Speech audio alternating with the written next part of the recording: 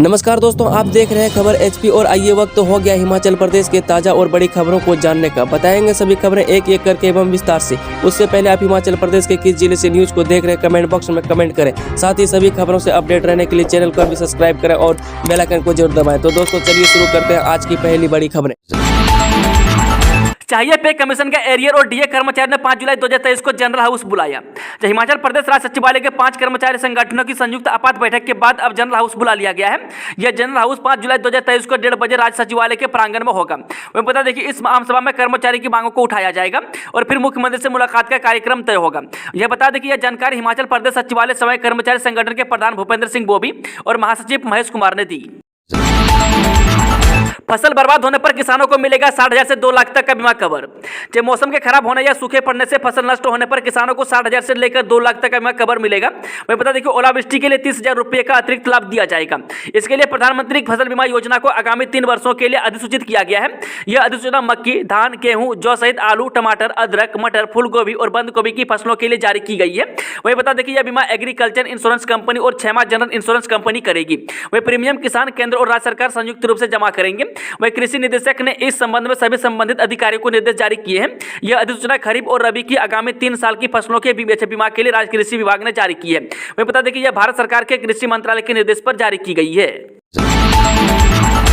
यात्रियों को राहत, हिमाचल में एचआरटीसी की एसी बसों का किराया 20% घटा। हिमाचल प्रदेश में अब सस्ते दामों पर लोग हिमाचल पथ परिवहन निगम की वातानुकूलित यानी कि एसी बसों में सफर कर सकेंगे। वहीं निगम ने एसी बसों का किराया 20% घटा दिया है। इससे लोग कम किराए में एसी बसों में सफर कर सकेंगे। हालांकि कम किया हुआ किराया वोल्वो बसों में लागू नहीं होगा। वहीं बता दें कि साधारण बसों से मात्र 5% अधिक किराया ही एसी बसों में लगेगा। राशन डिपो में अब सस्ता हेयर ऑयल और देसी घी भी मिलेगा, 3 कंपनियों का चयन। हिमाचल प्रदेश के राशन कार्ड उपभोक्ताओं को अब डिपो में बाजार मूल्य से कम दरों पर हेयर ऑयल और देसी घी भी उपलब्ध होगा। वही डिपो में सस्ते सामान की आपूर्ति के लिए खाद्य आपूर्ति निगम ने 3 कंपनियां चुनी है। वही बता दें कि निगम इन कंपनियों के साथ MOU साइन करेगा। ये कंपनियां इलेक्ट्रॉनिक उत्पाद की आपूर्ति भी करेंगी। वही बता दें कि बाजार मूल्य से यह सामान 10% तक सस्ता होगा। वही निगम के इस फैसले से प्रदेश के 19.5 लाख राशन कार्ड धारकों को फायदा होगा। इससे निगम की भी आय बढ़ेगी। शिमला में ट्रैफिक पर 240 सीसीटीवी कैमरों की नजर, अब नियम तोड़ने पर ऑटोमेटिक कटेगा चालान। हिमाचल की राजधानी स्मार्ट सिटी प्रोजेक्ट के तहत पूरे शहर में सीसीटीवी कैमरे लगाए गए हैं। इसमें से 240 कैमरों को अब लाइव कर दिया गया है। वहीं पुलिस लाइन में बनाए गए कंट्रोल रूम में इन कैमरों को देखा जा सकता है। इसके अलावा पुलिस अधीक्षक कार्यालय में भी एक स्क्रीन लगाई गई है। यहाँ पर भी कैमरों से शहर को लाइव देखा जा सकता है। वहीं बता दें कि शहर में कहाँ पर ट्रैफिक जाम लगा है, इसका क्या कारण है, इसे स्क्रीन से ही देख सकेंगे। वहीं शहर की कानून व्यवस्था को भी लाइव देखा जा सकता है। इन कैमरों को लगाने का मकसद शहर में होने वाली वारदातों पर अंकुश लगाने और यातायात व्यवस्था को निगरानी है। वह Shimla city traffic management plan के तहत इन कैमरों को लगाया गया है। वह बता दें कि स्मार्ट सिटी प्रोजेक्ट के तहत इसके लिए फंडिंग हुई है। वह शिमला के ट्रैफिक पुलिस उपाधीक्षक अजय भारद्वाज ने कहा कि 240 सीसीटीवी कैमरों को लाइव कर दिया गया है। वह यातायात व्यवस्था पर पूरी नजर स्क्रीन पर देखकर हो सकती है। वहीं अब अगले चरण में ऑटोमेटिक तरीके से चालान होंगे, इस पर काम चल रहा है। पेपर लीक मामला, आरोपी सचिव का सस्पेंशन पीरियड 3 महीने और बढ़ा, 5 FIR में है आरोपी। कर्मचारी चयन आयोग हमीरपुर के पेपर लीक मामले में आरोपी बनाए गए पूर्व सचिव और HAS अधिकारी जितेंद्र कंवर का सस्पेंशन पीरियड 3 महीने और बढ़ाया गया है। इन्हें इस केस में आरोपी बनाए जाने के बाद राज्य सरकार ने सस्पेंड कर दिया था। वह 3 महीने की अवधि पूरी होने के बाद इस सस्पेंस को रिव्यू किया गया। वह बता दें कि समीक्षा के बाद केस की वर्तमान स्थिति को देखते हुए राज्य सरकार ने यह फैसला लिया है कि निलंबन की यह अवधि 3 महीने और जारी रहेगी।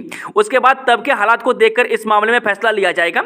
वह गौरतलब है कि पेपर लीक का मामला सामने आने के बाद राज्य सरकार ने हमीरपुर कर्मचारी चयन आयोग को भंग कर दिया है और इस आयोग की भर्तियों लोक सेवा आयोग को शिमला ट्रांसफर कर दी है।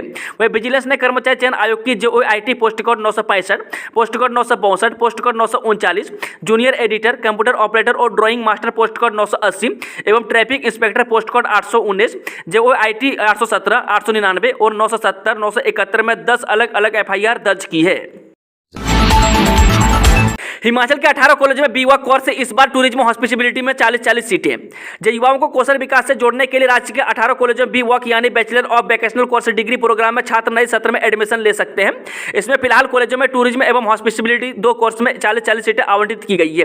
वह छात्र अब स्किल बेस्ड कोर्स में एडमिशन ले सकते हैं। वह सरकार ने निर्णय लिया है कि स्कूल और कॉलेजों में वैकेशन विषयों को ज्यादा बढ़ावा दिया जाएगा। वह प्रदेश के 140 कॉलेजों में इन दिनों एडमिशन का दौर चला है। ऐसे में ज्यादातर कॉलेजों में छात्र वैकेशन विषयों में एडमिशन को तवज्जो दे रहे हैं। इसमें राज्य सरकार ही B.Voc कोर्सेज के लिए कॉलेजों को फंडिंग दे रही है और इसमें 60% फोकस B.Voc कोर्सेज पर किया गया है। हिमाचल में 2 दिन भारी बारिश का अलर्ट, प्रदेश में रफ्तार पकड़ेगा मानसून। तो हिमाचल प्रदेश में मानसून के रफ्तार पकड़ने की संभावना है। वह मौसम विज्ञान केंद्र शिमला ने प्रदेश में 2 दिन भारी बारिश का अलर्ट जारी किया है। वह विभाग के अनुसार प्रदेश के कई भागों में 7 जुलाई तक बारिश का सिलसिला जारी रहने की संभावना है। वह 5 व 6 जुलाई के लिए भारी बारिश व येलो अलर्ट जारी हुआ है। वहीं 8 व 9 जुलाई को भी कई भागों में मौसम खराब रहने के आसार हैं। वहीं बीते 3 से 4 दिनों के दौरान प्रदेश में मानसून कमजोर रहा है। अब इसके रफ्तार पकड़ने की संभावना है। परासर की पहाड़ियों में लगातार हो रहा है भूस्खलन, झील को खतरा, कोटरोपी जैसे बन सकते हैं हालात। जो इलाका उत्तर साल का परासर क्षेत्र चारों तरफ से पहाड़ियों से घिरा हुआ है। यहाँ ओरोग्राफिक प्रभाव के चलते अक्सर बादल फटते हैं। वही कई सालों से बादल फटने की घटनाओं से परासर की पहाड़ियों में लगातार भूस्खलन हो रहा है। यह कभी भी तबाही मचा सकता है। यहाँ कोटरोपी जैसे हालात बन सकते हैं। इसका खुलासा भारतीय प्रौद्योगिकी संस्थान IIT मंडी के school of civil and environmental engineering विभाग की 3 सदस्यीय टीम के 5 से 6 साल के शोध में हुआ है। वे बता दें कि भविष्य में यदि भूस्खलन की दिशा बदलती है तो परासर झील पर भी खतरा मंडरा सकता है। वही टीम के शोध में यह साफ है कि बादल फटने जैसी घटनाएं आगे भी पेश आती रहेंगी। वही हाल ही में राज्यपाल शिव प्रताप शुक्ल के परासर दौरे में टीम ने यह मामला उनके समक्ष भी उठाया। वही बता दें कि शोध में सामने आया है कि पहाड़ियों से घिरे होने के कारण यहां बादल पहुंचकर अटक जाते हैं। वही बादलों के पहाड़ से टकराने के बाद खूब बारिश होती है। अब सेब भी महंगा होने के आसार, बाग में ही मिल रहे 3 गुना दाम, पैदावार में भी कमी की आशंका। जो टमाटर के बाद अब सेब पर महंगाई आने के आसार हैं। वह सेब को बगीचे में ही 3 गुना दाम मिलने शुरू हो गए हैं। वहीं आजादपुर मंडी दिल्ली के आरती मंडी जिले में पेड़ पर ही 1500 रुपये पेटी सेब खरीद रहे हैं। वह पिछली बार से 3 गुना अधिक सेब दाम देने का ऑफर आरती दे रहे हैं। वह बता दें कि सीजन के शुरुआत में ही अच्छे दाम मिलने से बागवान गदगद है। वह पूर्व में पेड़ से 500 रुपये पेटी तक के दाम मिलते थे, इसलिए ही सेब पर भी महंगाई की संभावना है। वही मंडी जिले में आने वाले 4 से 5 दिन में अर्ली वैरायटी में रेड जून, टाइड मैन और समर क्वीन सेब किस्म का सीजन और तुलान शुरू होने वाला है। वह बागवानी विभाग के अनुसार पिछले साल के मुकाबले इस बार सेब की पैदावार आधे से भी कम होने की आशंका है। धर्मशाला में 17 अक्टूबर को दक्षिण अफ्रीका से होगी श्रीलंका की भिड़ंत। जो अंतर्राष्ट्रीय क्रिकेट स्टेडियम धर्मशाला में अक्टूबर में होने वाले ICC वनडे वर्ल्ड कप में श्रीलंका की टीम दक्षिण अफ्रीका के साथ भिड़ेगी। वही मुकाबला 17 अक्टूबर को खेला जाएगा। वही श्रीलंका की टीम ने विश्व के क्वालीफाई राउंड के सुपर 6 पॉइंट टेबल में 4 मैच जीतकर क्वालीफाई कर लिया है। वही श्रीलंका ने सुपर 6 मुकाबले में ओमान, स्कॉटलैंड, नीदरलैंड और जिम्बाब्वे को हराया। वह 7 जुलाई को वेस्टइंडीज के साथ अब श्रीलंका का मैच केवल औपचारिकता ही होगा। वह बता दें कि धर्मशाला स्टेडियम में करीब 1.5 साल बाद श्रीलंका की टीम खेलते नजर आएगी। इस बार मुकाबला भारत के साथ ही नहीं बल्कि दक्षिण अफ्रीका के साथ होगा। इससे पहले फरवरी 2022 में श्रीलंका ने भारतीय टीम के साथ 2 टीम T20 मैच खेले थे। इसमें उसे हार का सामना करना पड़ा था। वहीं धर्मशाला में ICC वर्ल्ड कप के 5 मैच प्रस्तावित थे। एक मैच भारत का न्यूजीलैंड के साथ होगा। वह बता दें कि 7 अक्टूबर को बांग्लादेश बनाम अफगानिस्तान, 10 को इंग्लैंड बांग्लादेश, 17 को दक्षिण अफ्रीका श्रीलंका, 22 को भारत न्यूजीलैंड और 28 को ऑस्ट्रेलिया और न्यूजीलैंड के बीच मुकाबला होगा। वहीं HPCA के संयुक्त सचिव विशाल शर्मा ने बताया कि श्रीलंका की टीम ने विश्व कप के लिए क्वालीफाई कर लिया है और मैच खेलने धर्मशाला आने वाले 7वीं विदेशी टीम होगी।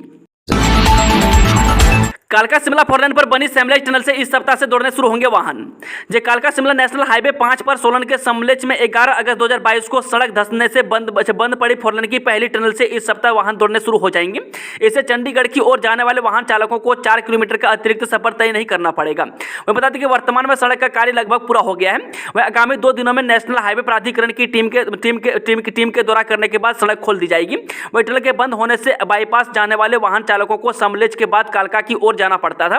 ऐसे में दोनों तरफ से ट्रैफिक होने के कारण दुर्घटनाओं के मामले बढ़ गए हैं। क्षेत्रीय कार्यालय शिफ्ट करने पर आज दिल्ली में होगा फैसला। केंद्र ने बुलाई FCA नोडल अधिकारियों की बैठक। जो केंद्रीय पर्यावरण, वन और जलवायु मंत्रालय के कार्यशील एकीकृत क्षेत्रीय कार्यालय यानी कि IRO को चंडीगढ़ शिफ्ट करने की तैयारी तेज हो गई है। वह केंद्र सरकार ने इस सिलसिले में दिल्ली में एक अहम बैठक बुलाई है। इस बैठक में हिस्सा लेने के लिए हिमाचल सरकार के अधिकारी दिल्ली रवाना हो गए हैं। वह बैठक सोमवार को आयोजित होगी। वह हिमाचल से IRO को चंडीगढ़ शिफ्ट किया जा रहा है। इसके बदले जाने के बाद सभी तरह के प्रोजेक्ट की FCA क्लियरेंस चंडीगढ़ से मिलेगी। हालांकि शिमला कार्यालय में कितना काम बचेगा इसे लेकर भी संशय बना हुआ है। वहीं अनुमान लगाया जा रहा है कि दिल्ली में होने वाली बैठक में शिमला के कार्यालय को लेकर भी फैसला आ सकता है। वह शिमला में कार्यालय को पूरी तरह से बंद किया जाता है तो यहाँ से स्टाफ को भी चंडीगढ़ शिफ्ट कर दिया जाएगा। 6 महीने में भी पूरी नहीं हुई गारंटियां, भाजपा प्रदेशाध्यक्ष ने कांग्रेस के वादों पर फिर उठाए सवाल। जो कांग्रेस की चुनावी गारंटियों पर एक बार फिर से सवाल उठने शुरू हो गए हैं। वहीं भाजपा के प्रदेशाध्यक्ष डॉक्टर राजीव बिंदल ने कहा कि 6 महीने का समय बीतने के बाद भी कांग्रेस सरकार गारंटियां पूरी नहीं कर पाई है। उनका मानना है कि वर्तमान कांग्रेस सरकार मुद्दों से भाग रही है। वह जनहित के मुद्दे स्पष्ट है और दीवारों पर लिखे हुए हैं। ये चुनाव में दी गई गारंटियां हैं। वह आज वर्तमान सरकार के 6 महीने हो गए हैं पर प्रदेश की 22 लाख महिलाएं 1500 रुपये प्रति महीने का इंतजार कर रही है, पर सरकार इस मुद्दे पर कोई जवाब नहीं दे रही है। वह किसान गोबर के ढेर लगाकर बैठा है, लेकिन सरकार इसे नहीं ले रही है। चलिए वो चलते आज की आखिरी खबर। नौकरियां दे नहीं ले रही सरकार, कोविड स्टाफ की सेवा समाप्त करने पर बिफरे नेता प्रतिपक्ष जयराम। नेता प्रतिपक्ष जयराम ठाकुर ने कहा कि कांग्रेस चुनाव में 5 लाख लोगों को सरकारी नौकरियों का वादा करके सत्ता में आई और आते ही नौकरी छीनने का काम कर रही है।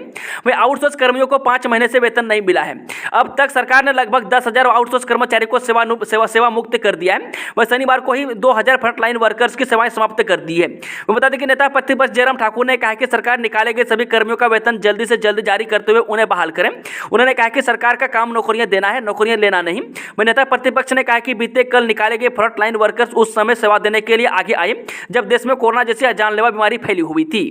दोस्तों, आज की खबरों का सिलसिला समाप्त होता है। अगर जानकारी पसंद आए तो वीडियो को लाइक शेयर, चैनल को सब्सक्राइब जरूर करें।